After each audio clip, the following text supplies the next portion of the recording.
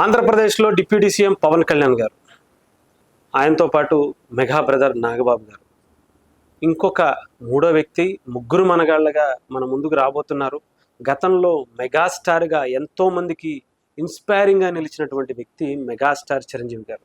ప్రజారాజ్యం పార్టీతో ఎంతోమందికి రాజకీయ ఓనమాలు నేర్పినటువంటి వ్యక్తి, సాధారణ రబ్బరు చెప్పులు వేసుకున్నటువంటి వ్యక్తికి కూడా రాజకీయం నేర్పించినటువంటి వ్యక్తి, రాజకీయాల్లోకి తీసుకొచ్చి ఇది రాజకీయం అంటే పరిచయం చేసినటువంటి వ్యక్తి.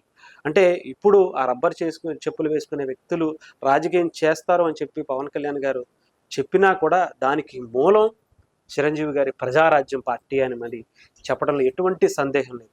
ఒక తుపాకుల మణెమ్మ కావచ్చు, ఎక్కడో గేదెలు కాసుకుంటూ తన జీవనోపాధి చేసుకునేటువంటి ఆమెని తీసుకొచ్చి అసెంబ్లీకి పంపాలని చెప్పి సీట్ ఇచ్చిన ఓడిపోయారు. బట్ ఇవ్వటాన్ని, ఆ ఆలోచన రావటాన్ని మాత్రం మెగాస్టార్ గారి దగ్గర చూడాలి.